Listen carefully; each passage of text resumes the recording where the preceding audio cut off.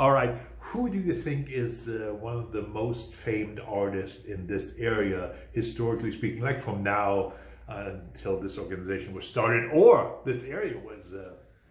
Probably going back, I would say Carolyn Bunch. I think we were really fortunate to have a number of women artists, and I will disclose my mother is one of them. But we have a lot. Who's your mother? My mother's Joanne Smith. One of her paintings is behind you there. Carolyn Bunch has been here. She's been recognized. She's been doing a great job with the arts. She teaches some of our classes here sometimes, and I think she's been doing that for a long time, and she's well recognized. And her son Tony Pennick is the one who painted our water tanks in Las Cruces. Okay. So the water tank art, and of course that's not the only thing he does. Yeah. But we also have Julie Ford Oliver. We have people like Fred Chilton, who's no longer with us, but he did the mariachi conference, and Robert Highsmith. Okay. Does a lot of great art. It's hard to pin it down to one person. I understand it. Just to give people an idea. Over a period of time, I would think it would be Carolyn. And that leads to another question we may have. Who do you think is right now the most upcoming hot artist? And I know that's always hard, it depends.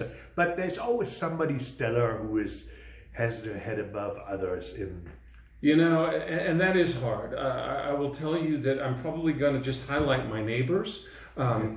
Carolyn Bunch lives a few blocks from me, and a few blocks in a slightly different direction is Dennis Milligan Lujan, who is a great local artist, hugely talented. He is. Does quite a range of things, and I'm always amazed at the things that he does. But there are so many other people, and Dennis would probably tell you he's not emerging. He's been here for a while.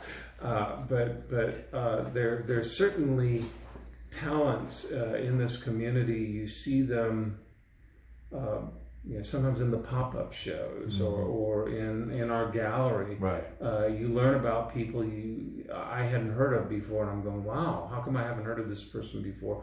They're doing great things. So yeah. I think fair that's enough. Part of the beauty I just wanted to bring some highlights so people may look into that. Gotcha.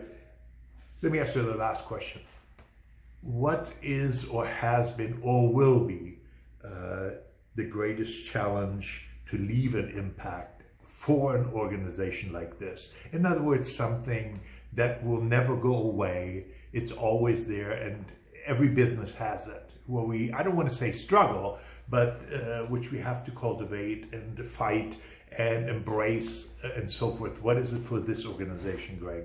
Well, I will tell you that I've always looked at challenges as the opportunities to do something exceptional.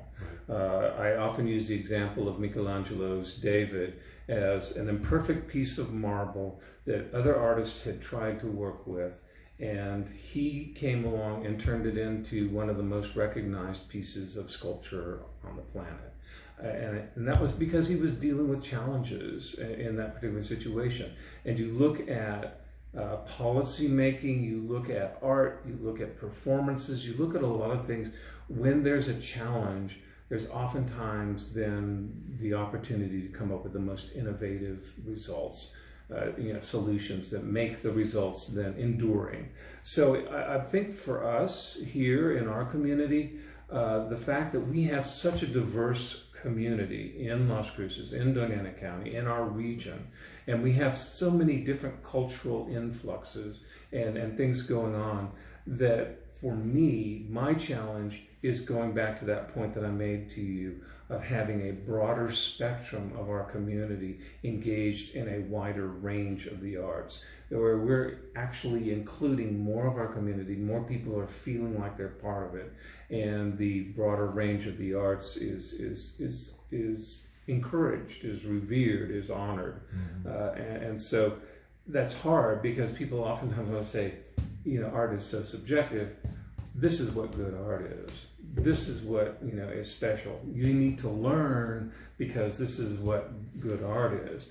And how do we broaden that so that we're still and how do you analyze that historically? Because what holds true now may not hold true then. Sure. So it's a part of creating this moment of history, you know. What are the things that may be more universally appealing, more universally reaching our receptors?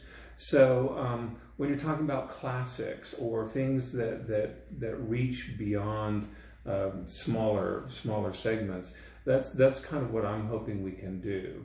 I think that there will always be a need for people to understand why certain things reach other people better, why certain things sell better, why certain things are more broadly accepted. But I think that's an exciting thing to be in Las Cruces and Mesilla and Doña Ana County when we have more public art happening, when we have more of these kinds of things happening, and to be part of that change, part of that growth. Great. Why don't you name your website again so people have a chance to... Sure, it's DAARTS.org.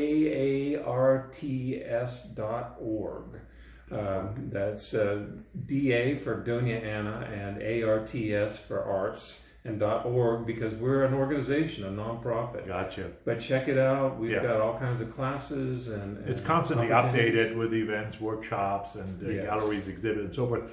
Greg, it's not the last time we're going to see you. Thank you very much for your time. And we'll talk to you soon. Appreciate it.